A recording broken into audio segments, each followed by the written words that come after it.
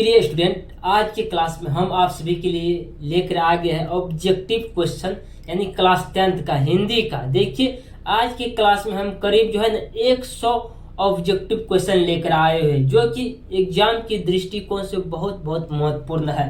और साथ ही साथ जो भी स्टूडेंट इन क्लास को देखने के बाद ऑब्जेक्टिव समझिए, मतलब जो है ना यानी पार्ट 2 जो है क्लियर हो जाएगा। यानी हमारा हिंदी का पार्ट 1 जो है हमने लेकर पिछले क्लास में आए हुए थे, ये आज कौन सा सेशन चल रहा है तो पार्ट यानी हिंदी का ऑब्जेक्टिव का दूसरा चल रहा है। यानी चैप्टर का कौन सा हम बात करेंगे, यानी इनमें जो हम सभी से 4-5 यानी चैप्टर से मिला करके यानी कंटेंट को मिला करके ऑब्जेक्टिव को टोटल जितना भी क्वेश्चन बैंक में पूछा गया यानी पिछले ईयर में पूछा गया यानी 2-4-5 साल के अंदर तक में, उन सभी को ऑब्जेक्टिव को मैंने इसमें लाए हुए हूँ। और साथ ही साथ जितना भी पूछे जाने की संभावना है हमारे हिसाब से यानी क्वेश्चन बैंक को देखते हुए उन सभी ऑब्जेक्टिव को मैंने इनमें लाया हूं। तो चलिए तो करीब आज की क्लास में हिंदी का 100 ऑब्जेक्टिव करेंगे जो कि इम्पोर्टेंट होगा, VVI है परीक्षा के दृष्टिकोण से। चलिए तो आज की क्लास को स्टार्ट करते हैं। उससे पहले आप हमारे व्हाट्सएप ग्रुप में जुड़ने का प्रयास करते हैं, जुड़ने का प्रयास कीजिएगा। देखिए यहाँ से हम क्या करेंगे, आपको ग्रुप में जोड़ने का प्रयास करेंगे। सबसे पहले इस ग्रुप में जुड़ जाते हैं तो सबसे पहले आपको एक चीज इन्फॉर्मेशन जो है मिल जाएगा, यानी या तो PDF यानी कोई चीज यानी भेजे जाते हैं तो उनका यानी डायरेक्ट आपको इन्फॉर्मेशन मिल जाएगा और डायरेक्ट वहां से PDF भी भेजे जाते हैं ग्रुप में, तो आप लोग यहाँ से जुड़ सकते हैं। बिल्कुल आसान है, कोई बात नहीं। इस नंबर पे आपको क्या करना है, एक मैसेज लिखना है, बस मैसेज लिखने के बाद में आपको ग्रुप में जोड़ दिया जाएगा। चलिए तो स्टार्ट करते हैं आज की क्लास को एक बेहतरीन तरीका से। सबसे पहले मैं आपसे बताना चाहूंगा कि देखिए कभी भी हिम्मत नहीं हारना। बस अभी आपके समय परीक्षा की बहुत ही नजदीक आ रहा है, यानी धीरे धीरे जिस तरह से यानी समय बीतता जा रहा है, परीक्षा क्या है नजदीक आ रहे हैं एग्जाम, इसी तरीका से आपको करना कुछ नहीं है, बस आपको लगातार मेहनत करना। अभी आपको पीछे नहीं हटना है। अभी देखिए जब आप युद्ध भूमि में उतरते हैं तो क्या करते हैं, रण क्षेत्र में, यानी देखिए अपने आप को कभी कमजोर नहीं समझिएगा, बस लगातार जो है संघर्ष में लगे रहिएगा। चलिए स्टार्ट करते हैं क्वेश्चन से। पहला नंबर यहाँ पे क्वेश्चन देखेंगे हम आज के क्लास में। सबसे पहला नंबर क्वेश्चन यहाँ पे देखने का प्रयास कीजिए किस तरीका से है और सारा क्वेश्चन देखिए यहाँ पे हम दिखाने का प्रयास करेंगे आपको। देखिए 2023 में ये क्वेश्चन पूछा गया, यानी ये क्वेश्चन ज्यादातर पूछे गए क्वेश्चन लिए गए, हम छांट करके लिए है। अभी आपको लगेगा चैप्टर बाय चैप्टर हमने लिए है, लेकिन ये जो 3-4 चैप्टर को यानी एक ही में मिला करके हमने लाए हुए 100 ऑब्जेक्टिव को। सबसे पहले हम बात करेंगे यहाँ पे पहला नंबर ऑब्जेक्टिव क्वेश्चन का। पहला नंबर क्वेश्चन को देखिए, गुणाकर मूल्य ने अपनी किस पुस्तक में संसार की प्राय सभी प्रमुख पुरालिपियों की विस्तृत जानकारी दी है। यानी आपसे ये क्वेश्चन कहना चाहता है कि गुणाकर मूल्य ने अपनी किस पुस्तक में संसार की प्राय सभी प्रमुख पुरालियों की यानी पुरालिपियों की विस्तृत जानकारी दी है। यानी कह रहा है ऐसा कौन सा यानी पुस्तक है जिसमें पुरालिपियों की विस्तृत जानकारी दी, यानी विस्तृत जानकारी दिया है। उसमें किसका जानकारी, तो यानी हम बात करेंगे पुरालिपियों का यानी जानकारी दिया गया है। यानी गुणाकर मूल्य ने अपनी किस पुस्तक में, गुणाकर मूल्य का ऐसा कौन सा पुस्तक है जिस पुस्तक में प्रमुख पुरालिपियों की विस्तृत जानकारी दी गई है। तो ये जो है ना अक्षर का था, कौन सा अक्षर ज्ञान होगा। यहाँ पे ऑप्शन नंबर अक्षर का था, ऑप्शन नंबर हम एक को टिक करेंगे एक बेहतरीन तरीका से। अब चलेंगे हम जो बात करेंगे यहाँ पे क्वेश्चन नंबर 2 का। किस शासक ने ऐसा सिक्का चलाया जिस पर नागरिक लिपि में राम सिया शब्द अंकित है। 2023 में यह क्वेश्चन पूछा गया, ध्यान सुनिएगा इसको क्वेश्चन को। किस शासक ने ऐसा सिक्का चलाया, बात कर आपसे क्या कर, किस शासक ने ऐसा सिक्का चलाया जिस पर नागरिक लिपि में राम सिया शब्द अंकित है, जिसपे क्या है नागरिक लिपि में लिखा हुआ राम सिया। ऐसा शासक किस शासक ने ऐसा सिक्का चलाया, ध्यान सुनिएगा। देखिए अभी ऑब्जेक्टिव को आपको है ना पूरा याद करते हुए चलिए। इसे अभी क्लास में आप जोड़ने का प्रयास किए हैं तो इस क्लास में अंत तक रहिएगा ताकि मैं पूरे ऑब्जेक्टिव आपको क्या करूंगा याद करवा दूंगा। किस शासक ने ऐसा सिक्का चलाया जिस पर नागरिक लिपि में राम सिया, यानी कौन सा ऐसा किस शासक ने ऐसा सिक्का चलाया जिस सिक्का पे क्या था, यानी नागरिक लिपि में लिखा था। कौन सा लिपि में? नागरिक लिपि में लिखा था, राम सिया शब्द अंकित है। ये जो है ना, हम बात करें बादशाह अकबर ने, तो कौन सा शासक चलाया था ये सिक्का? तो बादशाह अकबर ने ऐसा सिक्का चलाया था। ऑप्शन नंबर अभी आप बी को टिक करिएगा। फिलहाल यहाँ पे देखिए तीसरा नंबर क्वेश्चन पे एक बेहतरीन तरीका से कर्नाटक प्रदेश का, ध्यान सुनिएगा, कर्नाटक प्रदेश का श्रवणबेलगोला स्थान किसका प्रसिद्ध तीर्थ स्थल है? कह ये स्थान जो है ना श्रवणबेलगोला, यह स्थान किसका प्रसिद्ध स्थल है, मतलब किसका प्रसिद्ध तीर्थ स्थल है, ऐसा पूछा जा रहा है। तो ये जो है ना जैनों का है। किसका है? तो जैनों का है। ऑप्शन नंबर आप डी को टिक करिएगा एक बेहतरीन तरीका से। अब चौथा नंबर क्वेश्चन को देखने का हम प्रयास करेंगे एक बेहतरीन तरीका से। कह कि नागरी लिपि में, क्या नागरी लिपि में प्राचीन मराठी भाषा के लेख मिलने लगे। नागरिक लिपि में प्राचीन मराठी भाषा के लेख मिलने लग जाते हैं, यानी मिलने लग जाते हैं। 2018 में ये क्वेश्चन पूछा गया, यानी 11वीं सदी से। कौन सी सदी से? 11वीं सदी से। यानी नागरी लिपि में प्राचीन मराठी भाषा के लेख मिलने लग जाते हैं। लेख जो मिलने लग जाते हैं 11वीं सदी से। ऑप्शन नंबर हम डी को टिक करेंगे, 11वीं सदी से। उत्तर भारत से नागरिक लिपि के लेख कब से मिलने लगते हैं? उत्तर भारत के, आपसे अब यह पूछा जा रहा है कि उत्तर भारत से नागरिक लिपि के लेख कब से मिलने लगते हैं? तो ये जो है 9वीं सदी से मिलने लगते हैं। कौन सी सदी से मिलने लगते हैं? तो 9वीं सदी से मिलने लगते हैं। ऑप्शन नंबर आप सी को टिक करिएगा। अब यहाँ पे हम देखने का प्रयास करेंगे, यानी छठा नंबर क्वेश्चन को एक बेहतरीन तरीका से। हिंदी के आदि कवि है। 2019 और 2022 में यह क्वेश्चन पूछा गया है। हिंदी के आदि कवि है। हिंदी के आदि कवि जो है ना वो सरपा है। क्या? सरपाद है, सरहपाद है। कौन सा है? हिंदी के आदि कवि कौन है? तो सरहपाद है। ऑप्शन नंबर आप डी को टिक करने का प्रयास करिएगा। चलिए तो अगला नंबर क्वेश्चन पे, 7वां नंबर क्वेश्चन पे हम आ चुके हैं अभी तक में। सरहपाद की कृति है। आपसे ये पूछा जा रहा है कि सरहपाद की कृति क्या है? ये जो है 2019 में ये क्वेश्चन पूछा गया है। सरहपाद की कृति क्या है? तो सरहपाद की कृति जो है ना दोहा कोश है। क्या है? दोहा कोश है। ऑप्शन नंबर आप ए को टिक करेगा। यानी सरहपाद की कृति क्या है? सरहपाद की कृति दोहा कोश है। ऑप्शन नंबर हम बात करेंगे ए को टिक करेंगे। अब यहाँ देख लेंगे हम 8वां नंबर क्वेश्चन को एक बेहतरीन तरीका से। 12वीं सदी के केरल के शासकों के 12वीं सदी के केरल के शासकों के सिक्कों पर वीर केलस्य जैसे शब्द डैश लिपि में अंकित है। 2019 में ये क्वेश्चन जो पूछा गया यह देवनागरिक लिपि में अंकित है। कौन सी लिपि में यह अंकित है? तो देवनागरिक लिपि में अंकित है। क्या चीज लिखी है आप देखेंगे? 12वीं सदी के केरल के शासकों के सिक्कों पर, कौन से शासक के? केरल के शासकों के सिक्कों पर वीर केलस्य जैसे शब्द जो अंकित है। ये जो अंकित कौन सी लिपि में है? तो आपसे बताया जा रहा है देवनागरिक लिपि में। कौन सी लिपि में अंकित है? तो देवनागरिक लिपि में अंकित है। ऑप्शन नंबर आप डी को टिक करने का प्रयास करिएगा। अब यहाँ पे देखेंगे हम 9वां नंबर क्वेश्चन को, जो कि एक बेहतरीन तरीका से बताया जा रहा है। विजयनगर के शासकों के लेख किस लिपि में है? विजयनगर के शासकों के लेख जो है किस लिपि में है? ये जो है नंदी नागरिक लिपि में है। ऑप्शन नंबर हम डी को टिक करेंगे। यानी विजयनगर के शासकों के लेख किस लिपि में है? तो नंदी नागरिक लिपि में। कौन सी लिपि में है? तो नंदी नागरी लिपि में है। विजयनगर के शासकों के लेख किस लिपि में है? तो नंदी नागरिक लिपि में। ऑप्शन नंबर डी को टिक करिएगा। अब हम 10वां नंबर क्वेश्चन को देखेंगे।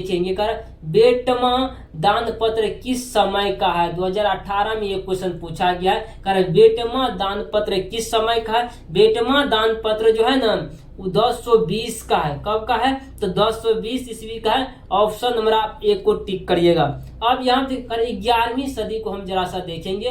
कि भारतीय लिपियों की कहानी पुस्तक के रचिता कौन है? 2021 और 2022 में ये क्वेश्चन जो पूछा गया है कि भारतीय लिपियों की कहानी पुस्तक के रचिता कौन है? कौन है? यानी कि भारतीय लिपियों की कहानी पुस्तक के रचिता जो है कौन है? ये जो गुणाकर मूल्य जी है। ऑप्शन नंबर हम डी को टिक करेंगे। भारतीय लिपियों की कहानी पुस्तक के रचिता कौन है? कौन है? तो गुणाकर मूल्य जी है। ऑप्शन नंबर आप डी को टिक करेंगे। अब यहाँ पर हम दिखाएंगे आपको कर हिंदी तथा इसकी विविध बोलियां किस लिपि में लिखी जाती है। ये जो लिखी जाती है 2021 और 22 में ये क्वेश्चन पूछा गया, तो देवनागरी लिपि में लिखी जाए। हिंदी तथा इसकी विधियां कर विविध बोलियों कर हिंदी तथा इसकी विविध बोलियों जो है किस लिपि में लिखी जाती है? तो हिंदी का तो आप जानते हैं देवनागरी लिपि में ही लिखा जाता है, तो इसका विविधि भी बोली जो जाती है उसको भी क्या चीज में? तो देवनागरी लिपि में लिखी जाती है। तो ऑप्शन नंबर अभी आप एक को टिक करेगा फिलहाल। तो चलिए तो नेक्स्ट क्वेश्चन पे आप चलते हैं। 13 नंबर क्वेश्चन पे देखने का प्रयास कीजिए। कहा कि पहली बार देवनागरी लिपि के टाइप कब बने? कहा कि पहली बार देवनागरी लिपि के टाइप कब बने? करीब जो है 2 सदी के पहले बने। कितने? 2 सदी के पहले बने। ऑप्शन नंबर हम बात करेंगे एक को टिक करेंगे। अब 14 नंबर क्वेश्चन को देखेंगे। कहा अक्षरों की कहानी किसकी रचना है? कहा कि अक्षरों की कहानी जो है वह किसकी रचना है? अक्षरों की कहानी गुणाकर मूल्य जी का रचना है। ऑप्शन नंबर बी को टिक करने का प्रयास कीजिएगा। कहा अक्षरों की कहानी, अक्षर की कहानी किसकी रचना है? अक्षर की कहानी जो है तो गुणाकर मूल्य जी का है। किसका है? तो गुणाकर मूल्य जी का है। अब 15 नंबर क्वेश्चन को हम जरा से देखने का प्रयास करेंगे। नागरिक लिपि निबंध गुणाकर मूल्य की किस पुस्तक से लिया गया है? किस पुस्तक से लिया गया? तो भारतीय लिपियों की कहानी है। क्या है? भारतीय लिपियों की कहानी है। नागरिक लिपि निबंध नागरिक लिपि निबंध गुणाकर मूल्य किस पुस्तक से लिया गया है? तो भारतीय लिपियों की कहानी से लिया गया। ऑप्शन नंबर आप सी को टिक करने का प्रयास करेंगे। अब यहाँ पे 16 नंबर हम क्वेश्चन देखेंगे। 9वीं सदी में सुदूर दक्षिण से प्राप्त वर्गुन का पालियम ताम्रपत्र किस लिपि में है? कह रहा है कि 9वीं सदी में सुदूर दक्षिणी से प्राप्त वर्गुन का पालियम जो है दान पत्र किस पत्र है? ये जो है नागरिक लिपि से। ऑप्शन नंबर आप ए को टिक करिएगा।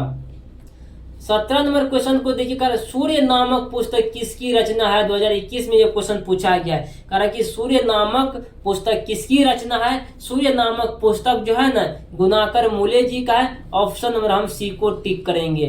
ऑप्शन नंबर सी को टिक करेंगे। सूर्य नामक पुस्तक किसकी कहाँ रचना है? तो सूर्य नामक पुस्तक जो है गुणाकर मूल्य जी का है। ऑप्शन नंबर हम सी को टिक करेंगे। 18 नंबर क्वेश्चन को देखते हैं कि बेहतरीन तरीका से नेवाली भाषा किस लिपि में लिखी जाती है? कौन सी भाषा? कहा कि नेवाली भाषा जो है किस लिपि में लिखी जाती है? नेवाली भाषा देवनागरिक लिपि में लिखी जाती है। ऑप्शन नंबर हम ए को टिक करेंगे। नेवाली भाषा किस लिपि में लिखी जाती है? नेवाली भाषा देवनागरिक लिपि में लिखी जाती है। 19 नंबर क्वेश्चन को हम देखेंगे। मोहम्मद गजनबी के बाद के किस शासक ने अपने सिक्कों पर नागरी शब्द खुदवाए? कहा कि मोहम्मद गजनबी के बाद के किस शासक ने अपने सिक्कों पर नागरी शब्द खुदवाए? ये जो खुदवाए यानी मोहम्मद गौरी खुदवाए, अलाउद्दीन खिलजी भी, शेरशाह भी, उपयुक्त सभी का आप टिक लगा दीजिएगा कि मोहम्मद गजनबी के बाद के किस शासक ने अपने सिक्कों पर नागरिक शब्द का खुदवाए? ये जो खुदवाया था इनमें से सभी। उत्तर भारत में पहले किस राजाओं के लेखों में नागरिक लिपि देखने को मिलती है? तो ध्यान सुनिएगा इस बात को। उत्तर भारत में पहले किस राजाओं के लेखों में नागरिक लिपि देखने को मिलती है? यह गुर्जर प्रतिहार राजाओं की मिलती है। ऑप्शन नंबर हम बी को टिक करेंगे। नागरिक लिपि के आरंभिक लेख हमें कहाँ से मिलते हैं? नागरिक लिपि के आरंभिक लेख हमें कहाँ से मिलते हैं? ये जो मिलते हैं दक्षिणी भारत से मिलते हैं। कौन से? तो दक्षिणी भारत से मिलते हैं। नागरिक लिपि के आरंभिक लेख हमें कहाँ से मिलते हैं? हमें मिलते हैं दक्षिणी भारत से मिलते हैं। ऑप्शन नंबर सी को हम टिक करेंगे। अब 22 नंबर क्वेश्चन को देखेंगे कि बेहतरीन तरीका से धारा नागरिक कौन शासक अपने विद्वान रूपी अंक के लिए इतिहास में प्रसिद्ध है? 2023 में ये क्वेश्चन पूछा गया है। ये जो परमा शासक भोज। ऑप्शन नंबर सी को हम टिक करेंगे। अब 23 नंबर क्वेश्चन को देखेंगे। चंद्रगुप्त विक्रमादित्य का व्यक्तिगत नाम क्या था? 2023 में ये क्वेश्चन पूछा गया है। चंद्रगुप्त विक्रमादित्य का व्यक्तिगत नाम क्या था? ये जो था ना तो देव था। ऑप्शन नंबर हम सी को टिक करेंगे, देव था। कर हिंदी भाषा की लिपि क्या है? 2019 और 2020 में यह क्वेश्चन पूछा गया है कि हिंदी भाषा की लिपि क्या है? हिंदी भाषा की देवनागरी की लिपि है। ऑप्शन नंबर आप डी को टिक करेंगे। कर दोहा कोश किसकी रचना है? 2020 में यह क्वेश्चन पूछा गया है। दोहा कोश जो है श्रवपाद की है। ऑप्शन नंबर आप ए को टिक करेंगे। दोहा कोश किसकी रचना है? दोहा कोश जो है न श्रवपाद की रचना है। 26 नंबर क्वेश्चन को हम देखेंगे कि रामायण की रचना किस भाषा में है? 2020 में ये क्वेश्चन पूछा है। रामायण जो है संस्कृत भाषा में लिखा गया है। ऑप्शन नंबर आप ए को टिक करिएगा। कर तमिल, मुलायम, तेलुगु, कन्नड़ भाषाएं जो है ना ये है दक्षिण भारत का। ऑप्शन नंबर आप डी को टिक करिएगा। कर टकसाल शब्द का अर्थ है? 2024 में ये क्वेश्चन पूछा गया। कर टकसाल शब्द का अर्थ है? टकसाल शब्द का अर्थ है जहां सिक्के ढलते हैं। ऑप्शन नंबर बी को टिक करिएगा। कहां? जहां सिक्के ढलते हैं। स्थापत्य की उत्तर भारत की एक विशेष शैली को क्या कहते हैं? ये जो नागर शैली कहते हैं। ऑप्शन नंबर बी को हम टिक करेंगे। नागर शैली कहते हैं। देवनागरिक लिपि में कौन सी भाषा लिखी जाती है? तो हिंदी भाषा को देवनागरिक लिपि में लिखी जाती है। कौन सी भाषा को देवनागरिक लिपि में लिखी जाती है? तो हिंदी भाषा को देवनागरिक लिपि में लिखी जाती है। तो ऑप्शन नंबर आप ए को टिक करिएगा। शिवर्थ का अर्थ क्या होता है? 2023 और 24 में पूछा गया। ये जो मोम होता है। ऑप्शन नंबर सी को टिक करिएगा। द्विवेदी जी को किस रचना के लिए साहित्य अकादमी पुरस्कार मिला? आपसे ये क्वेश्चन पूछा जा रहा है कि द्विवेदी जी को किस रचना के लिए साहित्य अकादमी पुरस्कार मिला? ये जो आलोक पर्व के लिए मिला। ऑप्शन नंबर हम ए को टिक करेंगे। लेखक आचार्य प्रसाद द्विवेदी जी ने दैन्य जीव किसे कहा है? ये जो अल्पज्ञ पिता को कहा है। ऑप्शन नंबर ए को टिक करेंगे फटाफट। नाखून का बढ़ना मनुष्य की किस प्रवृत्ति का परिणाम है? 2023 में एक क्वेश्चन पूछा गया है। नाखून का बढ़ना क्या कर रहा है? तो नाखून का बढ़ना मनुष्य की किस प्रवृत्ति का परिणाम जो है? ये जो पाश्विक वृत्ति का है। ऑप्शन नंबर हम बी को टिक करेंगे। कौन सी वृत्ति का? तो पाश्विक वृत्ति का है। काम सूत्र के रचिता का नाम क्या है? 2023 में ये क्वेश्चन पूछा गया है। काम सूत्र के रचिता का नाम जो है वात्स्यायन है। ऑप्शन नंबर हम बी को टिक कर देंगे। नाखून का बढ़ना किसका प्रतीक है? 2022 में ये क्वेश्चन पूछा गया है। नाखून का बढ़ना जो है मनुष्य की अंध सहपात वृत्ति का है। ऑप्शन नंबर आप ए को टिक करिएगा। या इसका ऑप्शन में रहता है कभी काल पाश्विक वृत्ति यानी पशु के वृत्ति का ये है। ऑप्शन में ये भी चीज कभी काल दे देते हैं। ये क्वेश्चन रिपीटेड क्वेश्चन है, इसीलिए ऑप्शन भी हम बताने का आपको प्रयास करता हूं। अब यहाँ पे देखेंगे हम 38 नंबर क्वेश्चन को। हजारी प्रसाद द्विवेदी द्वारा रचित पाठ है। 2019 में यह क्वेश्चन जो पूछा गया। हजारी प्रसाद जी किस लिखे हैं? तो ये जो लिखे हैं नाखून क्यों बढ़ते हैं। ऑप्शन नंबर आप ए को टिक करिएगा। कौन सा निबंध नई पीढ़ी में बौद्धिक बोध, इतिहास, चेतना और सांस्कृतिक आत्मा बोध का जागरण जगाता है? ये जो जगाता है नाखून क्यों बढ़ते हैं। ऑप्शन नंबर हम डी को टिक करेंगे। नाखून क्यों बढ़ते हैं हिंदी की कौन विद्या है? ललित निबंध है। ऑप्शन नंबर हम ए को टिक करेंगे। ललित निबंध है। 2019 में यह क्वेश्चन पूछा गया। ललित निबंध जो है ना नाखून क्यों बढ़ते हैं। ऑप्शन नंबर हम बी को टिक करेंगे कि बेहतरीन तरीका से। नाखून क्यों बढ़ते हैं के रचनाकार जो है ना हजारी प्रसाद द्विवेदी है। ऑप्शन नंबर बी को हम टिक करने का प्रयास करेंगे। नाखून प्रतीक है। 2018 और 2019 में यह क्वेश्चन पूछा गया है कि नाखून जो है नाखून पाश्विक वृत्ति का है। ऑप्शन नंबर हम ए को टिक करेंगे। अब हम बार बार नाखून क्यों काटते हैं? 2020 में ये क्वेश्चन पूछा गया है। कह रहा है कि हम जो है नाखून को बार बार क्यों काटते हैं? हम नाखून को बार बार जो काटते हैं वह किसके लिए काटते हैं? यानी देखिए स्वयं रखने नहीं सुंदरता के लिए, यानी इनमें से सभी के लिए हो जाएगा। ऑप्शन में हम डी को टिक कर देते हैं। आदमी का नाखून क्यों बढ़ते हैं? यह प्रश्न लेखक से किसने किया? कह रहा है कि नाखून जो यह बढ़ते नाखून क्यों बढ़ते हैं, यह प्रश्न लेखक से किसने किया था? ये एक छोटी लड़की ने किया था। एक छोटी सी लड़की है, वो लेखक से पूछा कि नाखून क्यों बढ़ते हैं। अभी फिलहाल ऑप्शन नंबर बी लगा लीजिए आप। अब देखिए 46 नंबर क्वेश्चन को देखिए कि बेहतरीन तरीका से कर काट दीजिए वे चुपचाप दंड स्वीकार कर लेंगे हम, निर्दोष अपराधियों की भांति फिर छूटने की संग पर हाजिर। प्रस्तुत पंक्ति किस पाठ से ली गई है? तो देखिए चुपचाप दंड स्वीकार कर लेंगे, कर काट दीजिए। किसको काटा जाता है? नाखून को काटा जाता है ना। तो नाखून क्यों बढ़ते हैं? इसी चैप्टर का जो ये लिया गया है लाइन। करक इस क्वेश्चन में यही बात है। ऑप्शन नंबर डी को लगा लीजिए। कर पुराने का मोह सब समय बांधता ही नहीं होता। यह पंक्ति किस शीर्षक पाठ के? पुराने का मोह देखिए समय बांधता ही नहीं होता। ये जो है नाखून क्यों बढ़ते हैं लिया गया। ऑप्शन नंबर ए को टिक करेंगे। करा दुबे जी ने किसने पूछा था नाखून क्यों बढ़ते? करा दुबे जी से किसने पूछा था? दुबे जी से लड़की ने पूछा था कि नाखून क्यों बढ़ते हैं। दुबे जी से एक लड़की ने पूछा था कि नाखून क्यों बढ़ते हैं। फिलहाल ऑप्शन नंबर बी को टिक करिएगा।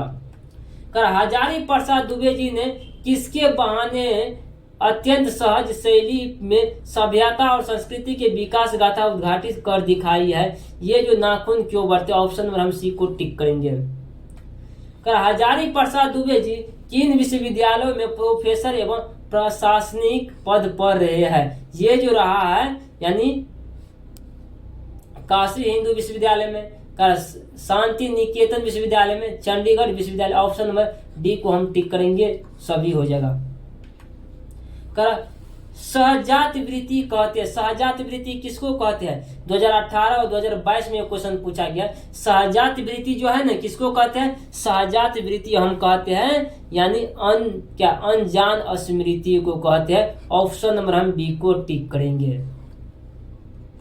करा हजारी प्रसाद दुबे जी के कौन सा निबंध गई पीढ़ी में सौंदर्य बोध इतिहास चेतना और संस्कृत आत्मगौरव का भाव जगाता है? तो नाखून क्यों बढ़ते? ऑप्शन नंबर हम सी को टिक करेंगे। कर लेखक के अनुसार नाखून विद आकृति कौन सी है? ये जो है ना तिनकोण, वृत्तकार और चंद्रकार। उपयुक्त सभी को टिक करेंगे अभी फिलहाल। कर किसने कहा था कि सब पुराने अच्छे नहीं होते, सब नए खराब ही नहीं होते? ये जो कहा था यानी हम कहेंगे हजारी प्रसाद दुबे जी ने कहा था। यानी नाखून क्यों बढ़ते इस चैप्टर का लेखक जो है। धीची की हड्डी से क्या बना था? ये जो बना था इंद्र का वज्र बना था। ऑप्शन नंबर ए को टिक करेंगे हम फिलहाल। कुटुज के रचनाकार है। ये जो हजारी प्रसाद दुबे जी है, कुटुज के रचनाकार कौन है? हजारी प्रसाद दुबे जी है। ऑप्शन नंबर हम ए को टिक करेंगे। आलोक पर्व शीर्षक निबंध संग्रह किसकी रचना है? कि आलोक पर्व शीर्षक निबंध संग्रह किसकी रचना है? ये जो हजारी प्रसाद दुबे जी का है। ऑप्शन नंबर आप एक को टिक करेंगे। मनुष्य किस ओर बढ़ रहा है? पशु की ओर या मनुष्यता की ओर या अस्त्र बढ़ाने की ओर या अस्त्र घटाने की ओर? प्रस्तुत पंक्ति किस रचना से है? हजारी प्रसाद दुबे जी का है। हजारी प्रसाद दुबे जी कौन सा चैप्टर का लेखक है? तो नाखून क्यों बढ़ते हैं इसी में ऐसा कहा गया है। ऑप्शन नंबर फिलहाल सी को टिक करिएगा अभी। विचार प्रवाह किस लेखक की रचना है? क्या कह रहा है? विचार प्रवाह जो है किस लेखक की रचना है? तो हजारी प्रसाद दुबे जी का है। ऑप्शन नंबर हम डी को टिक कर देंगे। किस देश के लोग बड़े नख पसंद करते हैं? ये जो करते हैं तो गौर देश के लोग करते हैं बड़े नख को रखना। अनाम दास का पोथा उपन्यास किस लेखक की कृति जो है? हजारी प्रसाद दुबे जी का है। हजारी प्रसाद दुबे जी ने निर्दोष अपराधी किसे कहा है? ये जो कहा नाखून को कहा रहा है। इसको कोई भी अपराध नहीं फिर भी इसको काटता है लोग। लेखक के रिश्तेदार ने बहादुर पे क्या आरोप लगाया था? अब यहाँ से मजेदार कहानी का भी ऑब्जेक्टिव स्टार्ट हो गया है बहादुर कहानी का। कि लेखक के रिश्तेदार ने बहादुर पे क्या आरोप लगाया था? ये क्वेश्चन 2019 में ये क्वेश्चन पूछा गया है। लेखक के रिश्तेदार ने बहादुर पे क्या आरोप लगाया था? तो पैसे चुराने का आरोप लगाया था। ऑप्शन नंबर ए को हम टिक करेंगे। क्या चुराने का लगाया था? तो पैसे चुराने का आरोप लगाया था। कहानी है 2019 में ये क्वेश्चन पूछा गया। कहानी है बहादुर कहानी है। ऑप्शन नंबर हम बी को टिक करेंगे। कर बहादुर लेखक के घर से अचानक क्यों चला गया? ये जो चला गया स्वयं के प्रति लेखक तथा उसके घर वालों के व्यवहार में आए परिवर्तन, यानी लेखक के स्वयं में परिवर्तन, उसके बाद उनके घर वालों भी परिवर्तन आ चुके थे, इसलिए वह चले गए। कर यह किसने कहा है कि 11 रुपये साड़ी के खूट में थे, निकाल कर यहीं चौपाई पर रखे, पर अभी वे नहीं मिल रहे हैं। कर 11 रुपये साड़ी के खूट से निकाल कर यहीं पे रखे, पर वे अभी मिल नहीं रही है। ऐसा बात किसने कहा था? ऐसा बात जो कहा था रिश्तेदार की पत्नी ने कहा था, यानी जो लेखक के यहाँ आए थे रिश्तेदार, उसके पत्नी ने ऐसा बात कहा था। ऑप्शन नंबर हम बी को टिक करेंगे। कर कि बहादुर शीर्षक कहानी में कौन अपने शरीर की मालिश करवाता था? ये जो किशोर अपने मालिश करवाता था देह का। बहादुर को लेखक के घर कौन लेकर आया था? बहादुर को लेखक के घर जो लेकर आया था, लेखक के साले साहब आए थे लेकर के। ऑप्शन नंबर हम सी को टिक करेंगे। बहादुर शीर्षक पाठ के लेखक के बड़े लड़के का नाम जो था ना, किशोर था। ऑप्शन नंबर हम सी को टिक करेंगे।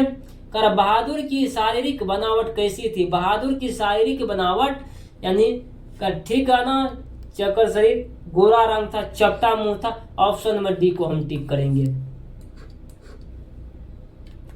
लेखक के घर जब पहली बार आया तो बहादुर क्या पहने हुए था? हाँ, ये क्वेश्चन इंपोर्टेंट है। लेखक का घर जब पहली बार बहादुर आया था वह क्या पहना हुआ था? वे जो था यानी सफेद नेकर पहना था, आदि बाकी सफेद कमीज, भूरे रंग का पुराना जूता, यानी उपयुक्त सभी पहना था। ऑप्शन नंबर डी को हम टिक करेंगे। वानर सेना नामक एक बाल उपन्यास किसने लिखा है? करके वानर सेना नामक एक बाल उपन्यास जो लिखा है, ये लिखा अमरक्रांत जी ने लिखा। ऑप्शन नंबर हम डी को टिक करेंगे। मैं वही चरवाही पर सिर झुका कर बैठ गया, मुझे एक अजीब सी लघुता का अनुभव हो रहा था। यदि मैं नहीं मारता तो शायद वह न जाता। यह गन्ना किस पार्ट की है? ये जो है बहादुर कहानी का। ऐसा यानी जब बहादुर चले गए तो लेखक के घर छोड़ करके, तब बहादुर ऐसा जो है लेखक को पछतावा हो रहा था।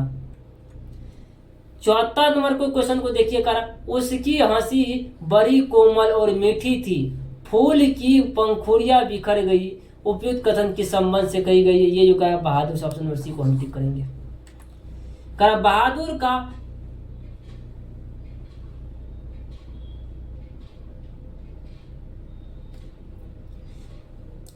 बहुत ही एक इस क्लास में मिस्टेक हुआ है, तो देखिए हो सकता है ये आवाज़ जो है आप लोगों को अच्छे नहीं लगे होंगे, कुछ थोड़ा सा त्रुटि हुआ होंगे इस आवाज़ में। हम रिकॉर्ड तो कर रहे थे, लेकिन फिलहाल जो है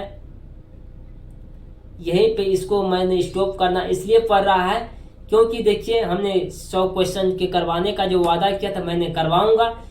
यानी फिलहाल अभी जो है ना ये माइक का हम जो है ना माइक तो यहाँ लगा लिए, लेकिन इसमें जहाँ से रिकॉर्ड स्टार्ट किए थे वहाँ फिलहाल हमारे सिस्टम में नहीं लगाया गया था। पता नहीं ये आवाज़ आपको कैसे लगेगा आप सुनाई में, ये तो हमको भी पता नहीं। आप वीडियो को रोकने के बाद जब सुनने का हम प्रयास करेंगे तभी पता चलेगा। फिलहाल अभी जो है ना इस क्लास को कंप्लीट कर देते हैं तो ठीक ही रहेगा। चलिए तो कंप्लीट करते हैं फिलहाल इस क्लास को। अभी तो माइक का बिना, क्या माइक यहाँ से लगाया जा सकता है? अभी डायरेक्ट में मैं, चलिए तो आज बिना माइक ही का देखते हैं आवाज़ कैसे लग रहा है। बिल्कुल शो के लिए रहने देते हैं, फिलहाल देखते हैं। कहा कि थोड़ा सा स्पीड कर लेते हैं क्लास को। क्या बहादुर का बाप को मारा गया था, ये जो युद्ध में मारा गया, तो ऑप्शन नंबर ए को टिक करेंगे। बहादुर से मार खा के भैंस भागी किसके पास चले? बहादुर की माँ के पास। कर किशोर से मार खाने के बाद बहादुर जो था ना चुप कोने में खोरा हो गया था। बहादुर शीर्षक पार्टी का किशोर था, ये जो था ना लेखक के पुत्र। कर लेखक अमरक्रांत ने हाई स्कूल की शिक्षा कहाँ से प्राप्त किया था? बलिया से किया था, बलिया उच्च विद्यालय से किया था। अमरक्रांत लिखित कहानी का नाम जो है ना बहादुर कहानी। ऑप्शन नंबर हम डी को टिक करेंगे। बहादुर कहानी का पात्र क्या था? ये जो था घरेलू नौकर था। ऑप्शन नंबर हम बी को टिक करेंगे। बहादुर लेखक के घर से क्या लेकर भागा था? जूते लेकर भागा था। बहादुर का पूरा नाम क्या था? बहादुर का पूरा नाम दिल बहादुर। ऑप्शन नंबर हम ए को टिक करेंगे। बहादुर कहानी का कहाँ का रहने वाला था? ये जो था नेपाल का था। ऑप्शन नंबर हम सी को टिक करेंगे। बहादुर कितने वर्ष का था? 12 से 13 वर्ष का था। ऑप्शन नंबर बी को हम टिक करेंगे। बहादुर के लेखक के दिल बहादुर से किसने उड़ाया था? निर्मला ने। ऑप्शन नंबर सी को टिक करेंगे। बहादुर के संबंध में क्या सही नहीं है? ये जो है ना हम बात करेंगे वह लेखक के रिश्तेदार के पैसा चुरा लिया था, ये सही ना। ऑप्शन नंबर ए बी को टिक करेंगे। दिल बहादुर। दिल बहादुर हम करें लेखक का नौकर था, ऑप्शन नंबर हम बात करें इसी कर किन की, लेखक का नौकर, ठीक है। कर किन की कहानियों में मध्यम वर्ग के जीवानी, ये जो है ना अमरक्रांत जी का है, क्योंकि जिंदगी और जोश अमरक्रांत जी का है। अमरक्रांत कौन सी कहानी अखिल भारतीय कहानी की पत्रिका प्रस्तुत किया है, deputy collector, option number B को हम टिक करेंगे। का निर्मला कौन थी, निर्मला थी लेखक की पत्नी, ऑप्शन नंबर बी को टिक करेंगे। करा बहादुर लेखक भाग कर आया था नेपाल से, ऑप्शन नंबर बी को टिक करेंगे। बहादुर शीर्षक पाठ में किसकी कहानी जो है, नेपाल की गोरखी की, ऑप्शन नंबर हम ए को टिक करेंगे। कर सूखता पत्ता किस लेखक की कहानी जो है ना अमरक्रांत जी का है। कर लेखक की पत्नी रिश्तेदार किस दिन आए थे, ये जो रविवार के, ऑप्शन नंबर ए को टिक करेंगे। कर लेखक अमरक्रांत, थोड़ा सा देखेंगे। कर मित्र मिलन, ये जो कहानी भी है जो अमरक्रांत जी का है। कर लेखक अमरक्रांत का जन्म जो हुआ था जुलाई 1925 ईस्वी में। बहादुर शीर्षक कहानी के लेखक जो अमरक्रांत जी है।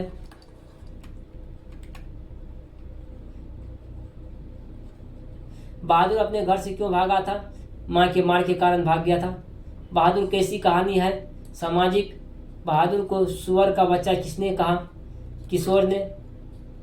बहादुर पे कितने रुपये का चोरी का, 11 रुपये का लगाया था। वीवीआई क्वेश्चन है, लगा लीजिएगा। इस क्लास को थोड़ा सा मैंने फास्ट खींचा हूँ, मैं कहना चाहूँगा, क्योंकि थोड़ा सा ये आवाज़ जो है रिकॉर्ड कैसा लगेगा वीडियो का ये भी मुझे पता नहीं है। आप लोग तो सुन रहे होंगे, कैसा लग रहा है जरूर कमेंट बॉक्स में बताने का प्रयास करिएगा। तो मिलते हैं अगले क्लास में, तब तक यहीं तक रहने देते हैं।